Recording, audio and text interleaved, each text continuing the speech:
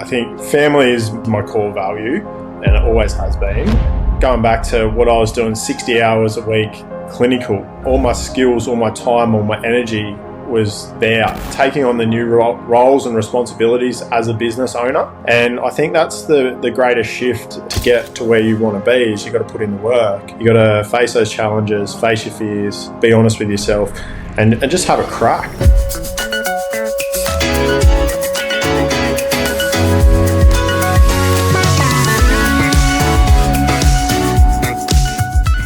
Hey there guys, and welcome to the Practice Acceleration Podcast. Tristan Bond here, founder and host of the show, and I'm super excited because today I've got someone very, very special to introduce to you guys. I've got someone who is not only very clever and handsome, but is also incredibly successful in the business of healthcare. I've got the one and only Dean Phelps. Dean, welcome to the show, Big Daddy. Great to have you. Thanks for having me on, mate. Mate, it is my pleasure. And what I am excited about today is when I said, how long have you got today? And you said, I'm all yours. I'm like, wow, that is like what women want to hear come out of the mouth of Dean Phelps, because this guy's the king. All jokes aside, welcome to the show, Dean. Love to know if you introduce yourself to everyone listening to the show. Where are you from? What do you do? Who is Dean Phelps? Who is Dean Phelps? That's a great question. So I'm from the Gold Coast. I've got a practice here. I've had it for going on, I think, 13 years. And I've been with Practice Acceleration now for 8. Yeah, it's your anniversary coming up in April. 8 years. 8 years in April. Yeah, man. Cool. I know. Hey, that's longer than my marriage. So that's pretty cool. That's pretty cool. We've been together a long time. Yeah, also, you've been more rewarding for me as well. All jokes aside, I'll drop the ex-wife jokes. So, dude, I'm so excited you're here. So, Fighting Fit Physiotherapy is the name of your brand, yeah? That's correct, yeah. All right, I want to hear this. I want to know about the real Dean Phelps before we jump into some business stuff. What's your favourite thing to do outside of work? I love riding dirt bikes. It's kind of my jam. And just hanging with my family, mate. Yeah. That's awesome. 2 kids, 3 kids? I got 3. Far out. And 1 wife or 2 wives? I mean, how are you juggling all this? Look, 1's enough for me. Absolutely. Yeah. Absolutely. Yeah. Oh, man. And imagine children and family is probably a big reason why we started working together. Am I right? It was the only reason. Yeah. Wow. Awesome. I'm going to dig into that in today's episode. What is something that a lot of people don't know about you? What is something that most people don't know about you, in fact? Oh, you hit me with the big ones. I'm a pretty open book. Jeez. Okay, I'll go with this one. Some people will know, but others won't. I used to row surf boats. So you know where you put your dickies up your butt and row the boat? Wow, surf boats, yeah. There you go. Wow, well, I didn't know what you meant until you described it like that, and now I'm like, oh yeah, I remember that. Oh, I know that. Yeah, I know that. Yeah. So I used to do that when I was younger. That's amazing. Yeah, that's pretty cool. That's fantastic. Oh, I love that. Well, I feel like everyone's learned a lot about you inside this episode already, and some like, oh, that's maybe a little bit too much information. That's great. That's fantastic. Great for the imagination. Yeah. So, Dean, I still very clearly remember our first conversation.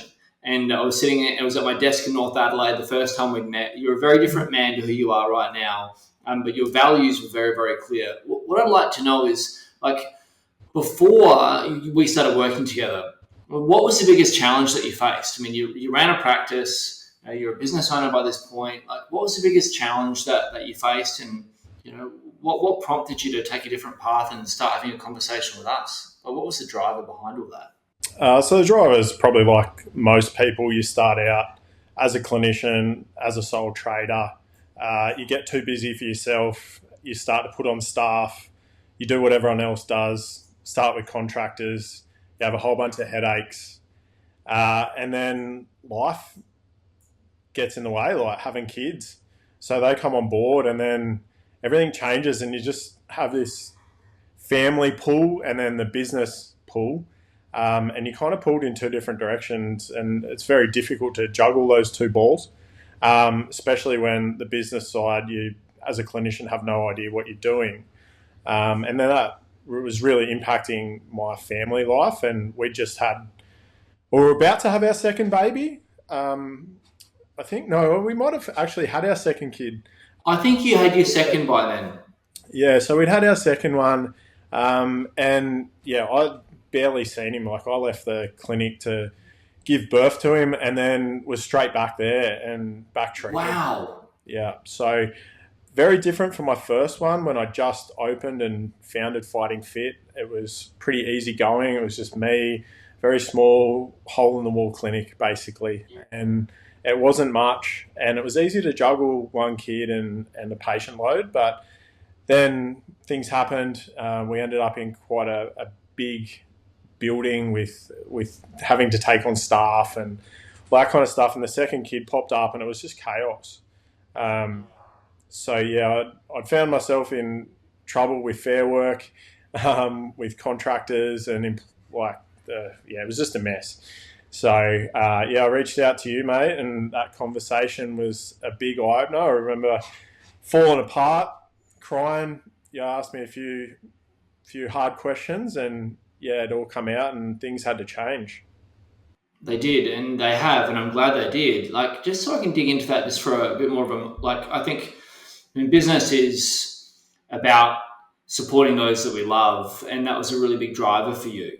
You know, reaching out to us, like, how do you provide a better life for those that you love?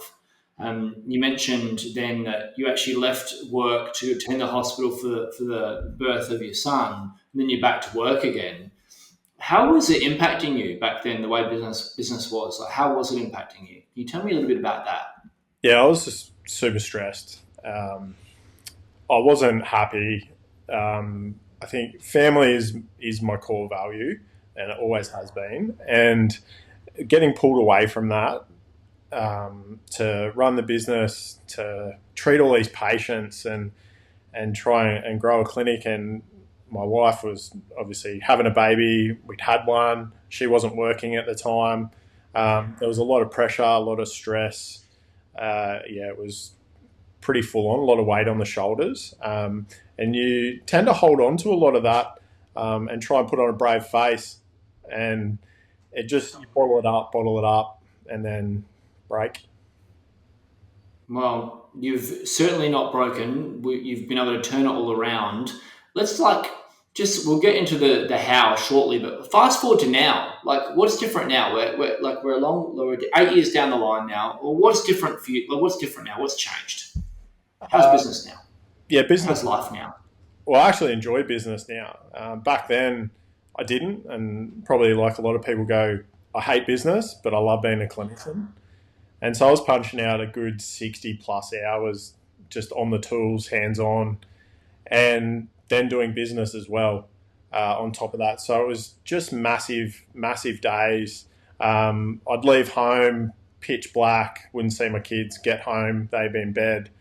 I'd see them on the weekends, and I'd just be buggered, absolutely ruined, tired, want to sleep, not do much. So yeah, it was business was everything, and everything else was on the sideline.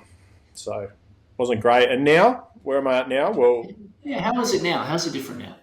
it's very different now. Like, I'm not treating patients. I just purely work on the business. That's my job. I've stepped up in as a leader, as a CEO of my company now. I employ staff. I lead them, train them, mentor them.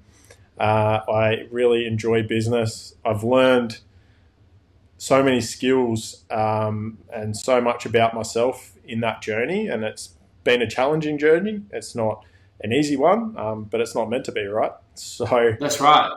We get to choose the challenge. We get to choose our hard, so to speak. And I mean, just for everyone listening, just give some context. I mean, Dean runs $1 million practice now, and when we met, it was a lot smaller. Just so we get an idea of, like, and I want to congratulate you on the growth. And what was your approximate revenue per annum when we first met? yeah, so we were sitting around about 300,000. About 300,000, and now it's around 1.2. Is that correct? 1.1, 1.2. Yeah, we're on the on the growth towards 1.5. 1 point. Wow, Yeah. man, what a change! And not just that, like you're able to get your time back with your family, which is clearly lighting you up, and you're able to really love the business, which is really exciting. So I want to ask some more probing questions, if that's okay. What do you think people in the business of healthcare get wrong? When you think about practice owners out there that aren't achieving their goals, they're not living their best lives, what do you think that they're getting wrong? And what should they do instead? They're getting lots wrong. So They sure are. yeah, we go into healthcare with the right intentions, and then, as you said, like healthcare business, and we've got the healthcare stuff dialed, and the business stuff we don't. And going back to what I was doing, 60 hours a week, clinical, all my skills, all my time, all my energy was there, and very little on business. And I spend now a lot more time on the business, which gives me the rewards that I always wanted. But it was letting go of that clinical side of me, and taking on the new roles and responsibilities as a business owner. And I think that's the greatest shift. And we've done a lot of work around your identity and what you were and what you are now. And I think a lot of us are very much stuck in the identity of being a clinician and stuck with our patients and helping them. And the consequences, we lose a lot of ourself, and our life and what means most to us. And I think we just keep repeating the same mistakes over and over and over again as a generation of physios. It's just like, Yes. yeah. And I've seen it even with some of my ex-staff now are doing the same shit that I did 15 years ago. And you're just like, wow, like, man, we got to do better. Absolutely, absolutely. So, there's a lot that people are getting wrong in the business of healthcare. You've shifted, like you're working on like identity. You used to identify as a clinician, and now you identify as CEO, and with that comes more roles and more responsibilities. Now, there's a lot of people out there that really don't prioritize the business. They prioritize clinical side, and that they bring on, when you might relate to this, Dean, that they bring on team members and think, well, they're experienced, and they'll just do their thing. Give them your patients, they'll do their thing, the business will grow. Why is that a mistake? Because it just doesn't work. Flat out. Why does it not work? Why does it not work? Because when you're stuck working in your business, you just don't get time with your team to truly mentor them, to really train them, and really get what's stuck in your head out with them, because you're just consumed with your patients. And you're doing the great or best job possible with them. But then everyone else underneath you, so to speak, as your employees, they're not performing the way that you want to, because you're not giving them what they actually need to succeed. And that's more of you. So, question on that then, because I love where this is going. Like, how do you support your team? How do you ensure your team are performing? Yeah. So lots of different ways. I think the number one thing is time. You have to give them time. You have to put aside time to train them, both clinically and in business. Like, we are a healthcare business, and clinicians don't understand the ins and outs of the business behind what they're doing clinically. And the two are so intertwined, they're not separate and not mutually exclusive. They're inclusive. So Yes. One depends on the other, really, and that's something. And I'll give you the mic back to you in a moment. But it's like, one thing I want to share with everyone all the time is it's possible to be an excellent clinician but to be terrible at business. So when we're thinking about like dichotomies of a dichotomy of a role, Dean, and you were talking about before how it's not mutually exclusive to have clinical and business, like they're side by side, right? Like, it's all part of the same ecosystem. I think it's possible, and I'm sure you'd agree, to be clinically exceptional, but still have an awful business. Would you agree with that? yeah, absolutely. They have to work together. And I think, looping back to the question you asked around what mistakes do practice owners make, is not spending the time with the clinicians to teach them clinically, but also to teach them about private practice and how the business side of things work. And not to the level that we as owners know, but giving them an understanding of how the wheels move is really important. And I think once they do, clinicians are on board with it. They really are. They're smart. They are very smart people, and once you teach them that they are inclusive and they work together, the power of that is so much, like it's huge. They get more out of it. They get more out of their patients. They get better results. It's just a win-win. Absolutely. One thing I want to say, like, I think a mindset possibly out there in the market where people do get this wrong is like almost like it's wrong to be successful in health in the business of healthcare, or it's wrong to seek profit. Like my answer to that is like, let's say if you get exceptional at marketing, right, which you need to be, but you're not exceptional at clinical treatment. All it does is accelerate the rate at which the market discovers that you're not very good at what you do.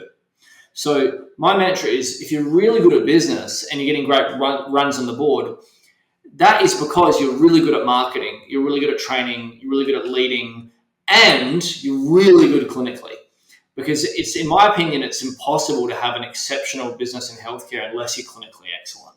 So I really want to break that mold out there amongst the professions and go, look, if you're going to be exceptional in business, you've got to be exceptional at clinical, but you've also got to be exceptional at marketing. You've got to be exceptional at training. You've got to be exceptional at leadership and management. You've got to be exceptional at self-mastery and looking after yourself, you know. So how do you stay motivated and inspired in your work, Dean? You've got so many moving parts. How do you stay motivated and inspired? Yeah, well, as you know, like I guess motivation does come and go, and the like life of business can get hard and difficult. I think the main motivator for me is obviously family, and I've got a very good little grounding force in my youngest one, who's very much, Dad, you're working too much. He keeps me on the straight and narrow now and keeps what's important to me at the forefront. So he's 4 and he's extremely intelligent and he knows exactly what to do. So yeah, he keeps me going. He's my motivation. He's the anchor to the life that I want. And Oh, wow. I love that. yeah, shows me all the time. Like it kind of don't go back to the old Dean who had 2 kids and was stressed out and crazy. So that really motivates me. Number one. Number two is my staff. Seeing them grow, and I've been lucky enough to have 2 phenomenal clinicians that I've had since they've been new grads for 6 and 7 How years. cool is that? It's amazing. Yeah, and I've had the pleasure of like promoting them into team leaders, to see them grow clinically, to see them grow within the business, to see them grow personally as well. From buying houses, having babies, to getting married. Wow. Wow. And you were at their weddings? So hopefully I get an invite. So yeah, one's coming up.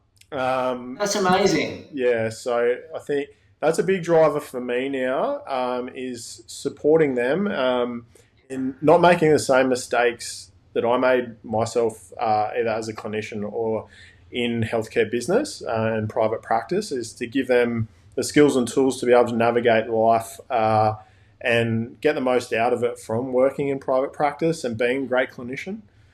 So that's a big driver for me now. And so yeah, we take on quite a few new grads now and train them up, and whether they stay, if they do, it's great. If they move on, that's great too. We recently had one who went off to the army, so he can take what we taught him to do to other things, and that's pretty cool too. So big motivator for me is trying to help my staff, but also trying to help them navigate the profession that's a bit of a shit show, to be honest. I think all professions are the same in that regard. Like there's pros and cons to all professions. So as you're growing your business and you're navigating all these changes, and you're scaling, you're hiring people, you're growing as an individual. What are your go-to resources for growing as a professional? What are your go-tos? Where do you learn from? You and PA, mate. Yeah, so that's my biggest resource. That's my biggest my backup, my support, my tribe, the people around me within that group. So yourself, you've obviously been there from day one. So And, that, and it's been a pleasure as well. yeah, it has, Continues to be a pleasure. and I You think know, you've seen me grow, but I've also seen you grow, your business grow, your company grow from, I think, first intensive I went to, it was about a room of 40. And now we go to these intensives and it's pumping with like hundreds of people. And being part of that journey has been really powerful. So not only am I growing, but I see you, I see others, I see people in the program now grow extremely quickly comparative to what I had. But it's like it's just a journey. We're all on the same journey, just at different time points, and that's really powerful to see that. So yeah, the support, the guidance, and just the input from yourself, your team. You've got an amazing team, full of some very smart humans. yeah, So yeah, they are. They're smart. They're smart. And same as you, like I love my team, and that's my purpose. Is like, how do I grow a team to help improve our client outcomes and improve your life? Um, so on that topic, what happens if you lose inspiration or things go wrong? How do you get back on track? What do you do? What's your go-to? my go-to, I get on the dirt bike, I clear my mind, I take some time out with the family.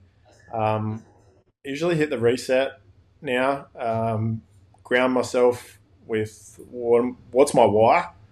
And then, yeah, like if I'm having some problems or some dramas, I just reach out to those around me, either in the tribe that I've become very close with, and There's some also wonderful people in our community, aren't there? yeah. So, and a lot of those have had either are having the same struggles as you or have had those struggles, and you can just grab some amazing insights, some experiences, things that worked for them, and tips and tricks that you can utilize in your business. So that's cool.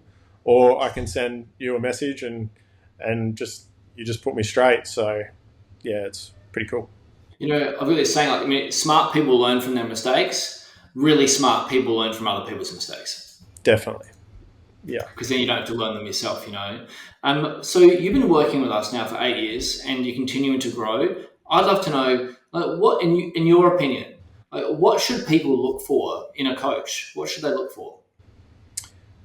Alignment is a big one. Ooh, So I like that. yeah. Tell me more. Tell me more. So I think their vision and your vision need to be the same. You need to be doing the same things for the right reasons. And I've been around practice acceleration for a long time now, and that's certainly the way. And I think you said it before is like we are good clinicians trying to do good things within our community and to help people. And that is what you guys help us do through learning how to do our good clinical job in a good business. So yeah, that's really powerful and why I've stuck around for a long time with you guys. And I think when people are looking for coaches, is really looking at it through your own lens, not through other people's. Is like, what are your wants? What are your needs? What are your goals? What are your values? And do they align? Values. Yeah, and can they help with that process and get you where you want to go, and you make that decision yourself, and that's effectively what I did, and why I've stuck around for so long is because it's very valuable. I'm constantly learning. I'm constantly pushed. I'm constantly challenged. I'm constantly given resources and trainings and things that upskill me in all areas of business, but also areas that I can improve the life of people in my community through doing a better job as clinicians in business. Oh, I love that. That's well said. Like alignment, access to someone that's going to push you and support you, and resources. And I'm glad that you love it with us so much, and we're continuing to level up there. And I think that comes back to alignment. Is one of our highest values is growth, like constantly evolving, and that really aligns with where you are professionally and also personally. Um, I learned this saying from John D. Martini: people are loyal to values, not to people. Isn't that interesting? and it's like, people come and go on your life, but those that you've got the same value set, you stick with them for life because you're loyal to your values. And it's really important you find people that are aligned. And if something doesn't feel right, it's not going to be right. I still recall sitting at that desk in North Adelaide having our first conversation, and like you said, it was a tough conversation, and we need to get tough because it's like, let's just get really honest. And all progress starts with telling the truth, right? I think all of us need to, at points, go, look, if things aren't working in our life, stop, take stock, and just be really honest, and not only of the impact it's having on us, but those around us. Our team, our families, our friends, and how we're showing up. And you're an entirely different person now, entirely different. You vibrate on a different level. Like when you walk into a room, we know you're there, and it's a positive energy. It was when I first met you, you didn't want to be there in that room. You were like, I just want these problems to go away. Whereas now you're a magnetic force of what's he done and how's he doing it? And I want to be around that energy. There's something about him to learn. And I can see that really translate with your staff. The fact that they've been with you for so long, they want to be around you and they want to be around your energy. But it all started with a tough conversation of getting honest. And, we had an accelerator session together, and we looked at, from memory, what was the one thing holding you back at that point? What was in your way, and what are you missing? And we looked at that, and we unpacked some stuff pretty quickly, and just by getting down to that one thing, the big easy. And from that, I recall you had some pretty big growth in the first 60 to 90 days from memory, just by being specific. So what I'd like to ask you is, if people are looking for help out there or they're stuck, what advice would you give them? What would you tell them to do? Give it a crack. Just try something different. Like you said, a lot of people know they're struggling, but they don't want to be honest with themselves and the impact that they're having. They're always thinking about other people and the decisions that they're going to make impacting them. But I think is make a decision for yourself to do something for yourself in business. Don't just sit there stressing out, blaming, carrying on. You have the power to change your own business. You don't have to be treating 24/7 all the time. You have the power within you to change that. Yes, it's going to be hard. Yes, it's going to take challenges. You're going to go through a roller coaster, but that's just part of it. And to get to where you want to be is you've got to put in the work. You've got to face those challenges, face your fears, be honest with yourself, and just have a crack. If you're unhappy with where you're at and what you're doing, just change it. You say, change starts with a decision. And as soon as you make that decision to do something different, then just make sure your actions align with that and just stick to it, and you will get there. Like I said, it's not easy. There's resistance, there's pushback to change. There's so many things that go on, but you got to stick it out. And I've been around in this program for 8 years, in business for over 13. And it's just a constant journey, constant evolution. You're leveling up, you're evolving yourself as a person, as a human, as a business owner. And that's really cool. So, Dean, in closing, what I'd like to ask is, what difference has it made to your life? Now you're in this point where your business is growing, you've got marketing systems, you've got systems for daily operations, you've got systems for training team, systems for leading team. What difference has that made to your life, and why does that matter? Yeah, it's the feeling of not being shackled to your business. I can step out and step away now, whether that's on a daily or a weekly basis. I can get out, go on a holiday. I can effectively choose to go into work if I want to. Yes. Freedom is a big one. I can choose to do what I want. I've still got roles, responsibilities, and a job to do, which is important to me, and I have to do it. But I have the ability to go, I want to go and see my kid's band at school. I want to go to athletics or cross country. I want to pick them up or drop them off. So if they ask me, hey... How amazing is that? How amazing is that? Yeah. So if they ask me at the start of the day, hey, Dad, can you pick me up from school today and take me to the skate park? I'm like, yeah, no worries. So I just leave. I build my day around my lifestyle and what I want. I still work hard. I still put in the time from my home office here. But I go into the clinic probably 3-4 times a week. My job's very simple, is to lead my team to do bigger things for the patients that walk through our doors. So yeah, it's very different to the stressed out clinician that was punching out 60 hours a week to now just working on the business, the things that really matter, the needle movers for us to grow and overcome the challenges of things that happen. I've got to be in a good headspace for that. I've had times where I haven't been a good leader, but now it's really about making sure that I am.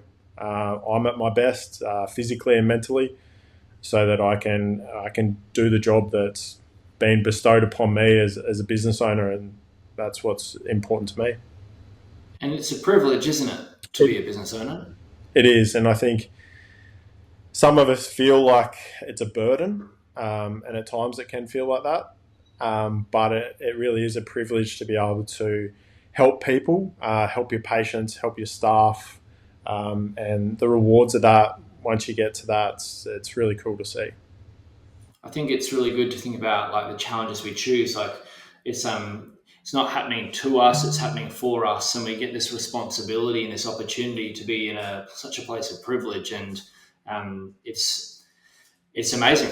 It's amazing to have that opportunity to serve so many people, and you're serving your community and your family and your team at such an amazingly high level. I congratulate you. So, Dean, it's been a pleasure having you here today, and I just wanted to say to those listening, Dean is such a high caliber, wonderful gentleman, and also a business owner, and it's been a journey, and you might be listening to this and thinking that is so far away for you right now, but it all starts with just being honest with yourself, and are you happy with where you're at, and do you want to change that, and then organising those steps from there. And that's what happened when Dean and I first met. So if you want to change your situation, then we'd love to be part of hearing about your situation, seeing if we might better serve you at a high level, and organising an accelerator session to see if what your biggest challenge is, what's missing, and what do you need to get a game plan in place in the next 7 days. So, Dean, it's been an absolute pleasure. It's a constant privilege to have you in my life. Thank you for the opportunity, and I hope you've had as much fun on this podcast as I have. Yeah, absolutely. Thank you. You are so welcome. I'll see you in the session next week. Absolutely. All right, bye for now, mate. Hope you have a wonderful day. And guys, thank you so much for listening. I'll see you in next week's podcast. Bye for now. Ciao, ciao. Arrivederci. Buonasera.